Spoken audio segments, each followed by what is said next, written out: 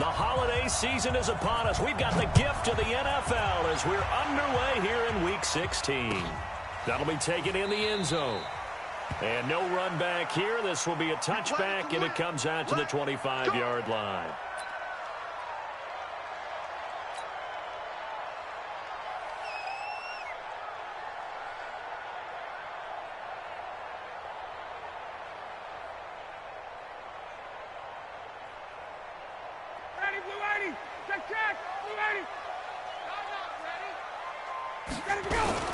A carry for Devontae Freeman, who missed most of last season. And he's upended at the 33, following a good pickup of 8.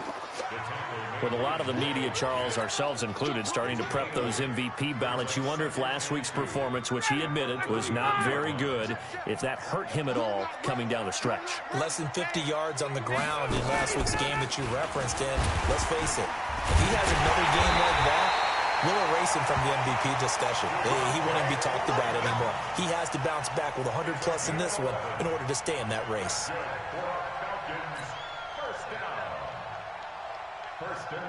On the heels of that good carry by Devontae Freeman, here's 1st and 10.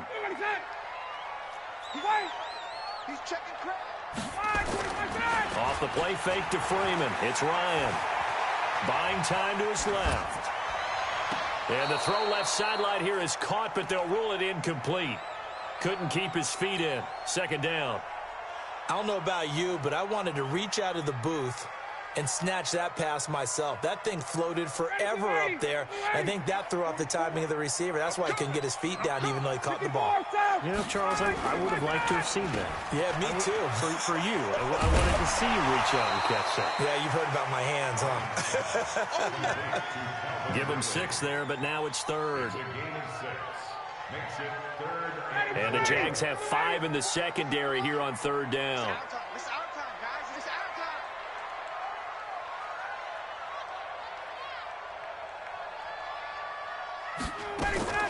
From midfield now, here's Ryan. Flushed out right. And finding the tight end, Hooper. And he's going to be taken down here still a couple yards short of the 1st. They stop him for only 3 that time, and that'll bring up 4th down.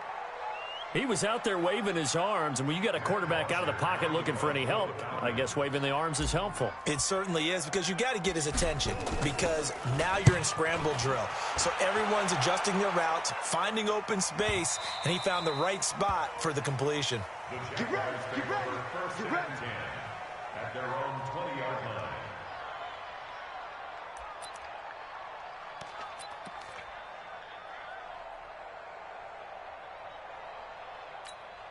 Let's go. 10-2 start. I'm going back to you. I'm going back to you. Back. Quickstone, travel. Head up. Now Minshew on 1st and 10. Oh, he's going to take a shot right away. Into a double team, and it's intercepted. It's Desmond Trufant.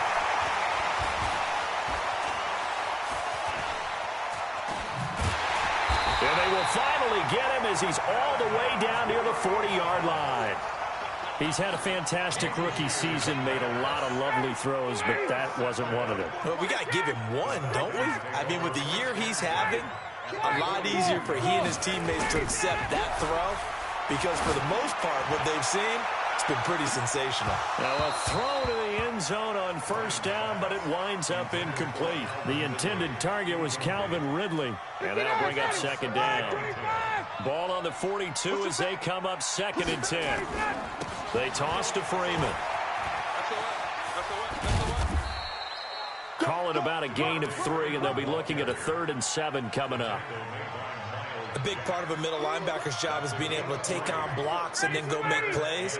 But the best ones, they have those big guys in front of them playing defensive line to hold blockers off of them and allow them to flow sideline to sideline and make the big hits. And he's got a man, Calvin Ridley. And they'll have it in the red zone before he crosses over out of bounds. First time these two have hooked up this afternoon, and it's a 1st down. This is Freeman on 1st and 10. And he's going to push his way down to about the 12. It's a 7-yard carry to set them up with a 2nd and 3. And Falcons fans everywhere excited that Devontae Freeman is back on the field wearing number 24 in the red and black. Remember, he went down in week 2 in 2018 with an injury and didn't return. They're hoping to see the form that led him to 1,000-yard seasons in 2015 and 2016.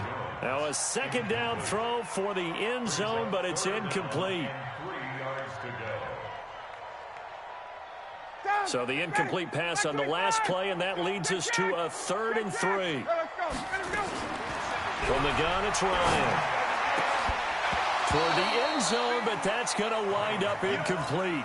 You hear the calls for a penalty, but I just don't think so. I think in this situation, the defender was making sure his guy couldn't hold on to the football. So I don't see anything that warranted a flag. No, I'm with you. There was contact, but I'm happy they kept that flag in the back pocket. So they put together a good little drive there, but ultimately stalling out in the red zone. Yeah, I know a lot of people look at it as a little bit of a negative. They didn't get 6 points out of it, right? Didn't get the touchdown. But that's actually okay. They got 3 points, able to give their defense a little bit of rest, let them settle down over there. So all in all, to me, that's a good drive. That's fielded in the end zone. And he's able to get it across the 20, but not by much, as he's marked down at the 21-yard line. Jaguars come to the line to start their next drive. They threw an interception the first time they had the football, only gave up 3 points off of that, so it shouldn't be a difficult hole to overcome. It really shouldn't, as long as they're not listening to the chatter coming from the other side, because when you throw a pick, look, I know defensive backs, they have a tendency to be a little bit loud after they take one away, but they also have a tendency to gamble a little bit more, thinking they'll get a second one. Maybe they can take advantage of that with some double moves. And he'll be brought down right around the 37. That one, a first down pickup of 8. And that's the big fella's MO right there. Running through tackles, keeping the sticks moving forward. This defense, if you don't bring 11 guys to the ball to try and get him on the ground, he's going to keep making runs like that. Oh, Fournette loses it. It's out, and the Falcons grab it. And they'll start with great field position at the 41-yard line. The psychology of the game never ceases to amaze me, because you would think there would never be a fumble from what we hear from coaches all the time, right? And how much they practice not fumbling. Practice it, preach it, talk about it all the time. You would think no one would ever turn it over. Yet they are humans out there running around, and we just saw another one. Opportunistic by the defense. It's a gain of 13 and a first down for Atlanta. Tremendous blocking by the interior of the offensive line. They didn't just gash him there. They blasted a gaping hole for him to gallop through. I think if he comes back to the huddle, he better be giving them a whole lot of credit and thanking them for that much space to rumble. Now here's a pass on first down that's knocked away and incomplete. He was looking for Julio Jones, his Pro Bowl receiver, and that'll bring up second down. Ready, 280. Before's Mike. Check, check. Watch 54. Watch 54. 58. Let's go. We got A fake to Freeman. Now it's Ryan. He completes it to Jones. And he's going to have another first down as the tackle's made at the Jaguars' 15-yard line. Solid catch there for a man who's been so brilliant this year. Worth pointing out, as we were talking about earlier, there has never in the 60-year history of the award been a pass catcher, tight end or wide receiver, that has taken home the MVP trophy. And the best receivers I've talked with, they know that stat, and it drives them crazy because they understand that without a quarterback, they don't make the plays that they make. They also don't feel like they get enough credit for bailing out some of the throws that quarterbacks make. Absolutely. Takes 2 to tank. Into double coverage, and it's intercepted. Picked off down at the 2. And a big turnover there as his guys will get the football back. He had a little bit of the turnover bug last week. 3 interceptions. Not an absolute disaster, but another one here. Do you start to get a little worried? You worry about your team as a whole because you have to find a way to make those interceptions, quote-unquote, go away. And that means your defense. They've got to go out there on sudden change and at least hold people to field goals. And if that keeps happening, they lose confidence in the quarterback, and then no one plays well. 7 yards, the pickup on the pitch and catch. Late in the season now, MVP chatter starts, and he might be on the fringe. This is always an award that goes quarterback, running back, usually quarterback. Against him. A lot of bias. Does he deserve consideration? He more than deserves consideration because the way the game is played in the NFL now, it's a pass-first league, right? So that means that people are going to adjust their defenses for him each and every week, and he's still putting up big-time numbers. I know the quarterbacks, the running backs get it, but he should be firmly in the race for MVP. And he's going to be brought down on what will be the final play of this first quarter. 3-0 after one on EA Sports.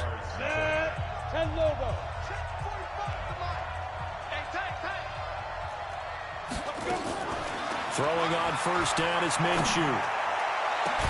That one complete. He finds Shark. And he's brought down after a very nice gain. A good pickup there, 26 yards. This offense finding its legs now. Here's another 1st and 10. From the midfield stripe, they'll look to throw. Looking long for Westbrook. Man is caught at the 6-yard line. And he takes it down deep into enemy territory. 2 big plays in succession. Not sure this D knows what hit him, but now they got to get ready. It's 1st and goal. They'll try and run for it with Fournette. And he's going to get him about 3 yards closer. He's down to about the 2. Well, they certainly had success throwing the ball on this drive and not as much running it as we just saw once again on that last play. Stopped after a very short gain. But I wouldn't abandon the run totally because otherwise, pass rushers just tee off on your quarterback. It makes it very, very difficult for him in that situation. And this is going to result in losing yardage. They're driven back to the 8-yard line. And back at the 8 now. 3rd and goal. From the gun, Minshew to throw. And that is caught.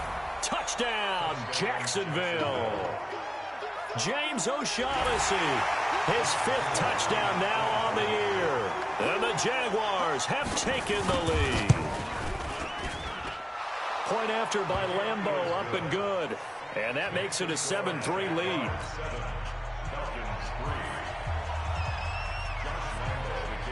And Lambeau now, after the touchdown, he'll kick this one away.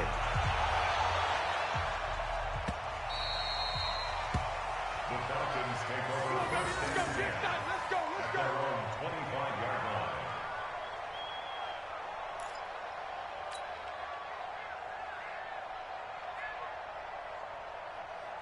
About set to begin their next drive, the Falcons offense at the line. It's been very much a slow start for them. 3 drives and just the 3-point CD. Yeah, if you're into the points per drive ratio, that answer is 1. And that's not going to get it done in a ball game. They've got to find a way to finish these drives in end zones, not having balls go through goalposts. So now they have to contend with 2nd and 13 after the first down run goes backwards. Now it's Ryan.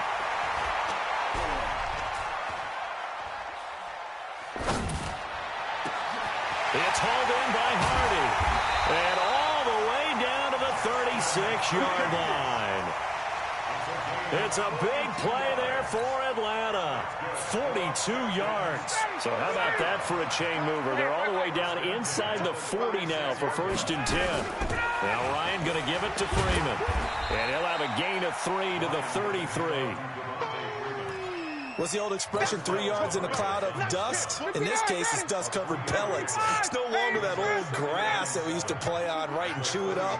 Now we've got that artificial surface. You see, and Freeman lost the football. Wow, that ball gets knocked free, but a teammate comes along and scoops it up. It's almost like baseball. Guys at bat, people are on base in scoring position. One guy doesn't get him home. The next guy comes through and picks him up. And avoids the turnover. Ryan now to throw on 3rd down. That's complete. Hooper. And they'll get this down to the 10. The Falcon passing game looking good on this drive as they get the 1st down. A lot of tight ends just use their size and their strength, try to occupy some space and kind of body people away and catch the football. But not this guy. He's a refined route runner. Makes me wonder if he took some dance classes in his background with his footwork. Now the former Oregon man, this is Kenyon Barner. And he'll get about 4 there as he takes it from the 10 down to the 6. So that run gets them about halfway home. Yeah, it's now 2nd and goal. The end zone beckons. It looms. They can do whatever they want. Full playbook. Run it again, or they can go play action and try and put it in that way.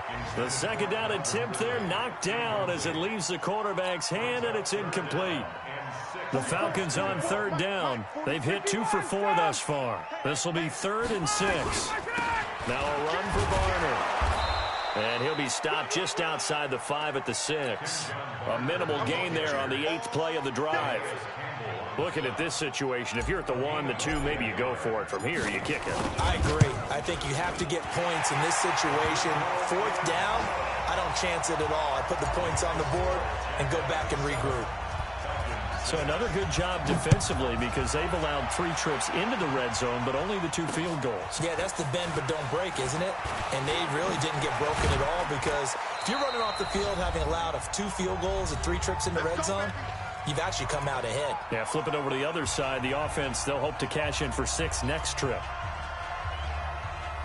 We'll remind you that coming up at halftime, we'll join Jonathan Coachman and the gang in Orlando. Coach will have stats and scores from the early games going on here around the NFL. And he stopped immediately there. The safety, Keanu Neal, there to make the tackle. He's already put it on the ground once in this first half. There, no gain, just struggling to get going. Yeah, and what he needs right now, a dose of confidence, which means his guys have to chop a hole, a big one for him, give him a chance to run a little bit and gain some of that confidence back. He didn't get it on that carry. They try to throw on 2nd down, but this one is incomplete. They come up to the line now facing a 3rd and 10 after the incompletion. Hey, Delta. Off play action, it's Minshew. He's going to go for a big play downfield. It's caught inside the 25. And he will get this into the end zone for a Jaguar touchdown. DJ Chark with touchdown number 20 on the year. And the Jaguars are able to widen their lead. And correct me if I'm wrong, that was just a simple fly route, wasn't it? No, there's nothing to correct at all. You've got it down pat. And I just remember as a player, when I'd be in practice sessions and I'd hear 9 from the receivers, that meant fly route, go, look out. That was the 9, and he just kept going all the way into the end zone for the touchdown. That'll be taken in the end zone. The Falcons take over 1st and 10 at their own 25-yard line. The Atlanta offense out there for their next drive. It was still more than a minute to go in the half. Time to try to mount a drive. And I would think that they would have to. This is today's NFL. You got to push it whenever you get an opportunity. You can never have enough points with the high-powered offenses that you face. And analytics will tell you, try and score when given the opportunity. So quickly all the way up at the 40-yard line. Out of the gun, it's Ryan. Nowhere to escape, and he goes down. Yannick Ngakoue in there to get him, and that is sack number 6 now for him on the year. So now 20 yards to go on 2nd down after the sack. Work to be done. And now a 10th carry for Freeman.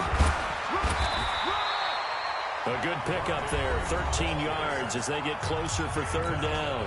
The Jaguars going to go ahead and use their first timeout as they get the stoppage with just under 50 seconds remaining in half number 1. On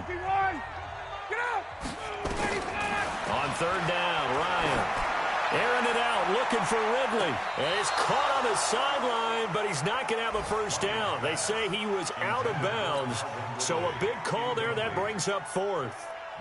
Not much going on this drive. Looks like they're going to have to punt it away, CD. And right now, I know a lot of their fans are screaming for the OC to change things up, get away from what he's been calling. Sometimes you just need better execution of the plays that have been called. And this one hits at the 3 and then bounds into the end zone for a touchback.